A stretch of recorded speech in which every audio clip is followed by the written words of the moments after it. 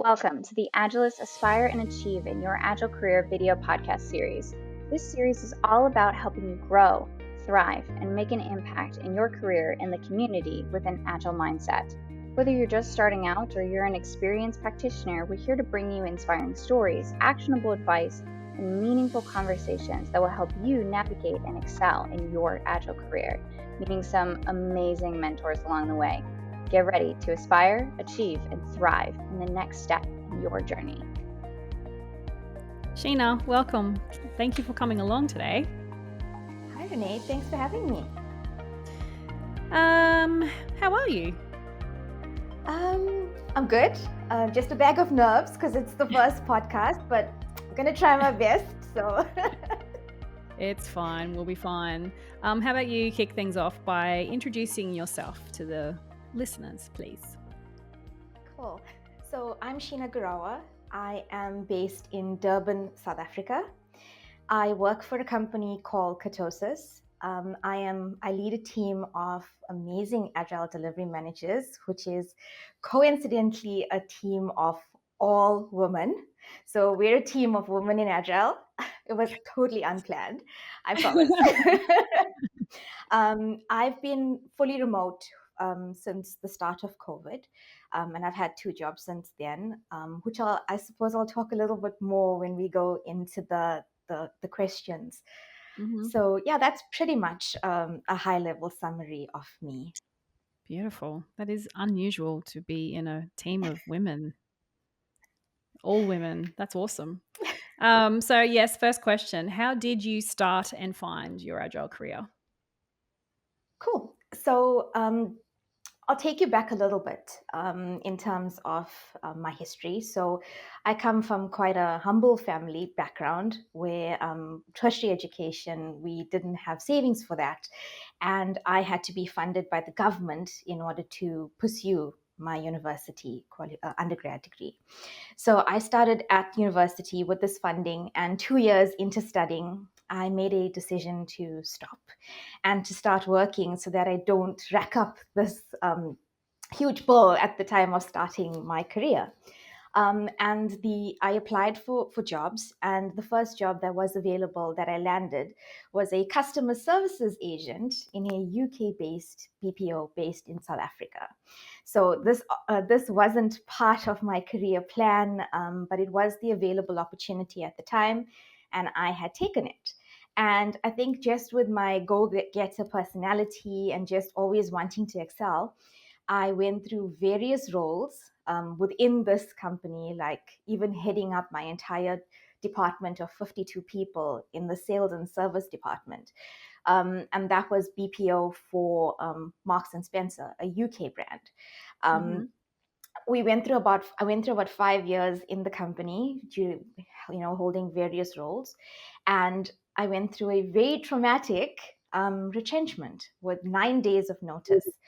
So it completely caught me off guard. I was happy in my role and wasn't actively seeking other employment. And it was literally on my 5th year anniversary, my work anniversary, the 21st of June. Wow. And I just got this letter saying, well, you're affected and you don't have a job. So there were also some legal issues and some payout issues. So then it's like, you don't have a job.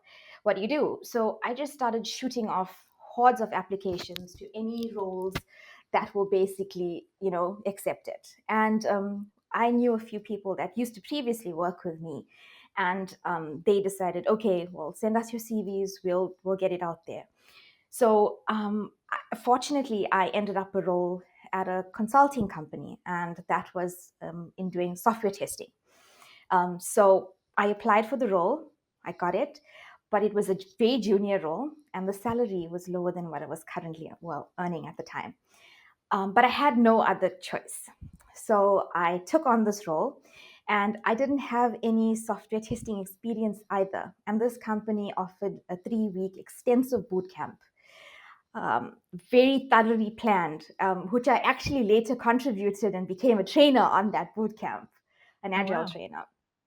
And I did really well in this 3-week boot camp. I was placed first in my group, which and there were like 16 to 18 people in my group, strong technical skills, strong people with strong backgrounds, and I ranked first.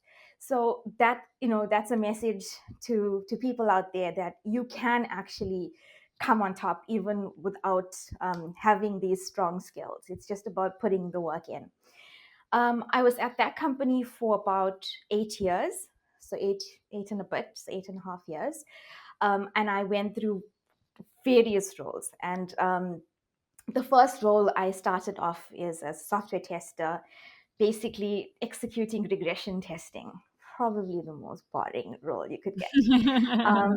And my delivery manager gave me a call, and he says, "There's an agile tester role that's come up. Do you want to go for it?" I had no idea what it was, and I was like, "Fine, I'll take it." So I get there, and then I was actually introduced to one of the key people in my career. He was my mentor and the delivery manager on the client, and he kicked off my agile career. And he's actually the reason that I have succeeded in this path of agile. I still keep in contact. We're actually good friends. But I always say that, and the reason I say that is because when you're a consultant and you're on a client site, your billing is your first priority. And I recall the one day, the client had declined my training day, and he was like, "No, you need to do this testing." And my mentor and delivery manager at the time had said, "No, you're actually stunting her growth." And he actually fought to the client so that I was able to grow. And for me, I feel that was like my, the aha moment to the career. And then I just took an amazing liking to Agile. I explored various roles in the Scrum Master space, in Agile training, coaching, mentoring. And then after 8.5 years, I had gone through another retrenchment. And again, I didn't have another job. And I was recently married. I think I was just married for like 6 months or so. So it was all of these new changes going on in my life. And again, I just like shot off the most number of applications I could find. And one of the roles came through for me. And it was a split role. So it wasn't a solely, it was a senior business analyst, agile project manager, and a scrum master. Wow. It was amazing. Yeah, it was amazing. It was a beautiful company to work for. I made amazing friends. Um, but for me, just having that split focus across the three roles wasn't the career option I was, wanting to head down. And that was the pure reason I decided to apply. And I saw the role at Ketosis. And then I applied and I became an Agile Delivery Manager at Ketosis. And a year and a bit later, I lead the team of Agile Delivery Managers at Ketosis. And here we are. Wow. Of female agile delivery managers. Yes. Wow. So that's a lot. And it's a lot to go through. What are some of the personal skills you learnt along the way? Yeah, that's a really good question, Renae. And I think it's a lot. I mean, it's over 16, 18 years of learnings, I guess. But I think that the biggest learnings for myself is being able to be resilient. So not looking at these kicks along the way as the end of the road. Just, yes, it's going to be hurtful. Yes, it's a stressful moment, but it's just about picking your head up and trying to move forward and ultimately just focus on the end goal, on that success. So that was a very key learning for me. The other learning for me, which I think helped me a lot in my career, was being open to new opportunities. So I feel like if I was the type that didn't just take on new opportunities when they arose, I wouldn't have been able to be exposed to such a tremendous skill set of opportunities. If I just wanted to remain in the BPO industry, as an example, um, I wouldn't have been exposed to Agile. If I refused to accept that, salary drop, and, not everyone is able to accept that salary drop. But for me, it was like a drop in salary as opposed to no income at all. So it was almost like a no choice for me. And the interesting thing is, one of the jobs that I had applied for in that time, which was actually paying more, did give me a call after I started at the new job. Right. And I had to make a decision at that point. Do I want to go back to the call center industry, or do I want to see this, agile career through? And it's just making those choices as well, and being confident in those choices that you make. What was it about Agile that got you hooked? So I think it's just the collaboration, the transparency, the working together, the common goal of the team. That for me was like the biggest selling point, because I think fundamentally that's my personal, objectives as well. I'm all about transparency. I think my foundational value is trust and honesty. So it's just that the Agile totally related to what I believed in as a person, and that attracted me to it. Yes, it's a really interesting story that you shared, because I think it's similar to my story, actually, because I started in as a developer as well, not in an agile environment, and then kind of got thrown into agile by one of my managers at the time, and haven't really looked back since then. Yeah. So yeah, and I think it's very similar. It's that working together as a team, having that feeling that you're all in it together. You're not on your own. There's not one person responsible for this and responsible for that. You're all kind of working together. Did you Yeah, ever go but back and? Oh, sorry. You go. sorry, Renae, I was also going to say that, but it's also the concept of, failure is not a bad thing. It's about Mm, learning mm, from it and improving. And I constantly get reminded by, so I report into the CTO, and um, he's a guy, and he so I don't only work with females, Renee, and he's amazing in the fact that he's constantly making me aware of, finding improvements. It's about improving, and it's a means to an end, right? It's mm, about doing something, trying it, and if it doesn't work, it's not the end of the world. mm, So I'm grateful for that mentorship and coaching as well from him, and mm. he's constantly reminding me that it's okay if we don't get it right. We can learn from it. Wow, that is precious. Is For someone at that level to have that. I don't know. How would you would they? How would you describe him? Is he kind of easygoing and relaxed to be? It's all right if we stuff that up. We'll try something else. Or is he kind of is he agile himself? Yes, I think I've worked with many CTOs in my, my career, and I must admit that he's probably the most open to change, quite easygoing, quite focused on improvements. Mm, So that, I would believe, is also a driving force in terms of encouraging you to want to improve, because you know that it's positively handled. yeah, yeah. So yeah, that's pretty good in that regard. So I want to ask you about take you back to that time when you were first retrenched.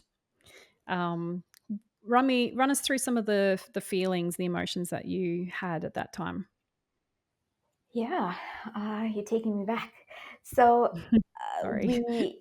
So no, it's actually good, because then I remember how far I've come, and it's actually a positive. Mm, So we were a group. it was a group of people that were affected.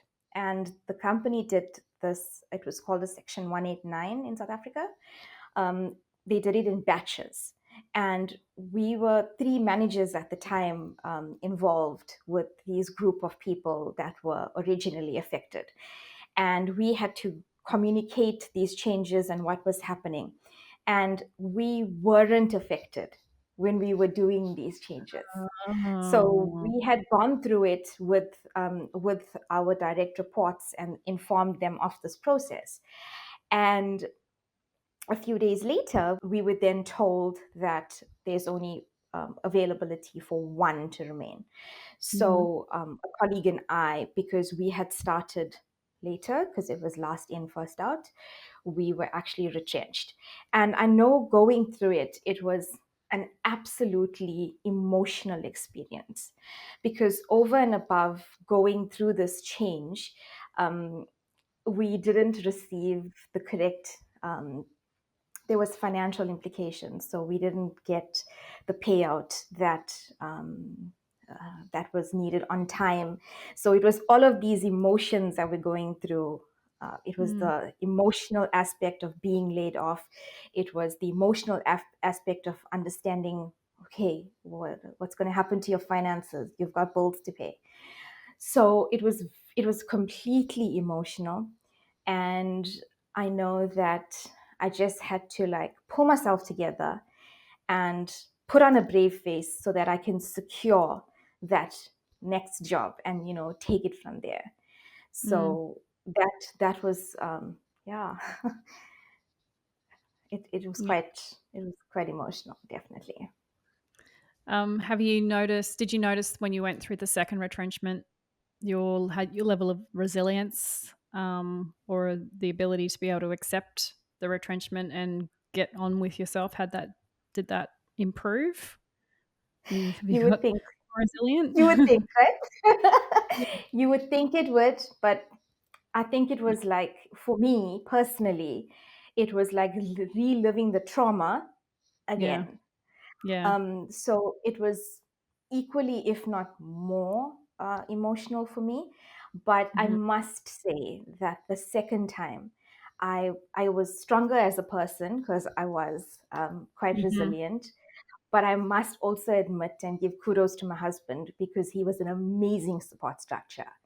Yeah. Um, so also having that, having the people around you and the support around you, that does make a difference. Yes, it won't get you a job immediately, but it will Yeah. help you go through that, Yeah. knowing that you've got that support structure. Yeah. I know when in Australia anyway, when retrenchment happens, it's the saying is it's not you, it's the position that's redundant. Yeah. I don't know. Did you double barrel question? Did you get told that as well? But did you still take it personally? I think the second time it happened, the first time I took it personally because it was my first time. I was also quite young. Mm. But then when I went through it the second time, I understood it was the role and it wasn't me. Yeah. But I'm probably going to get a bit philosophical here, but I'm also a firm believer in that everything happens for a reason. Mm. So I sort of took it as, yes, it's probably the worst feeling ever, but I have a firm belief that something good's going to come out of it, and it's going to be, Yeah. everything is going to work out. And it did. Yeah. So, Yeah. Beautiful. Thank you for sharing. So sorry for taking you back. no, not at all. Actually, I must say thank you for taking me back, because it sort of reminded me of how far I've come. Mm. Yeah. The You mentioned in your intro that you have a mentor, and you Yeah. also mentioned that you mentor other people yourself now. What is it Yeah. about mentoring that you love so much? I think for me personally, the appreciation of having a good mentor all those 13 years ago and the opportunities that it gave me, I want to be able to give back. Mhm. I want to be able to give somebody else that opportunity that I received. And I had joined the Women in Agile mentorship program earlier this year. I had two mentees in South Africa. We're both based in different provinces from myself. Mhm. I had met one personally when I traveled to Cape Town for work, and Right. it's I've maintained my mentorship with one of the mentees post the program, and it's just amazing to see how you may feel as a mentor that you're not doing much, you're just sharing these experiences, but to see how it's being absorbed and the impact you can make in somebody else's life is priceless. You Yeah. cannot put a price tag on that. Yeah. Beautiful. Yes. You do have a lot of different you've got a varied journey, which would be valuable to any mentor, I'm pretty sure. I think that's for other guests, but I will ask you because have you got experience in other countries? Yeah. Okay, cool. Let's do that. Okay, let's do that. 20.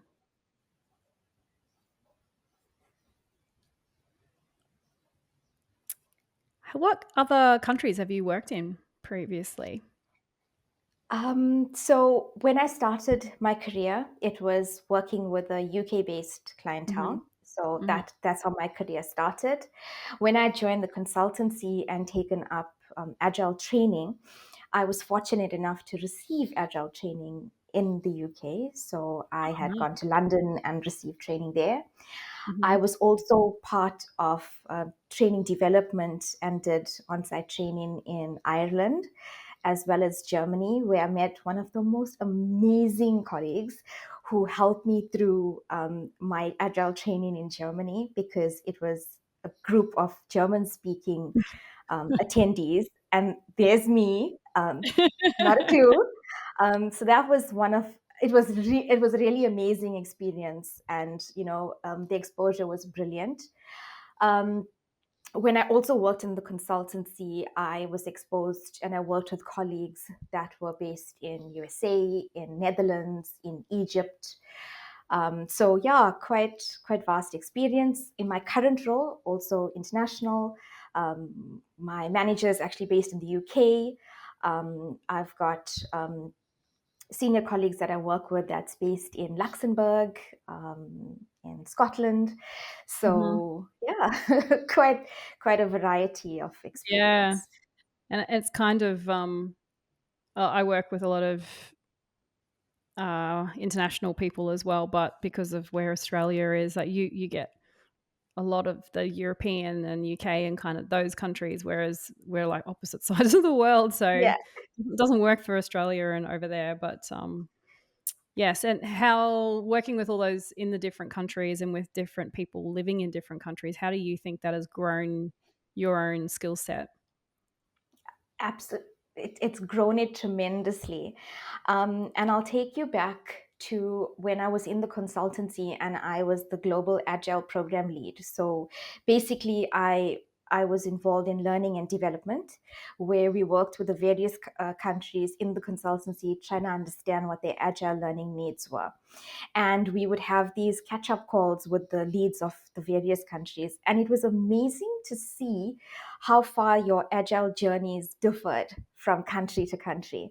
And I Mm, remember thinking at that time, we were talking about just, it was like this huge spike in South Africa where we were talking about agile. And then my colleague in USA was like, kind of did that 10 years ago. So it was just, seeing yeah, the vast differences in that. And that's from an agile domain perspective. The really interesting thing for me, and when we did the Woman in Agile mentorship, one of the power hours, it was it was such a gem to actually understand the cultural differences, um, you know, amongst each of the different countries and some of the things, the nuances that go on. And it's not really a personal thing, but it's just a cultural thing. yeah, So that for me was also quite amazing. And then having the exposure to those international countries and seeing it live, yeah, um, was yeah, invaluable. yeah. And those kinds of skills help also with delivering your Agile training courses as well. You can kind of apply all those ones to that. So what do you do for your own professional growth, Sheena?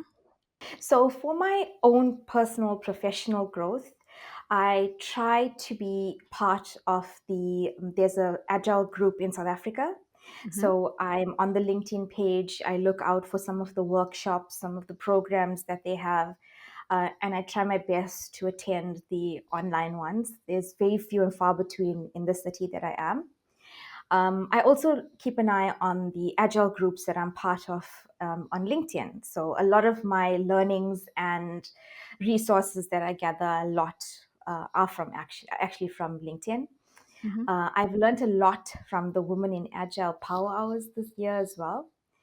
And also, it's about developing yourself with training. So I was fortunate enough that with the companies that I am with, they pay for your training. So at least one certification a year almost.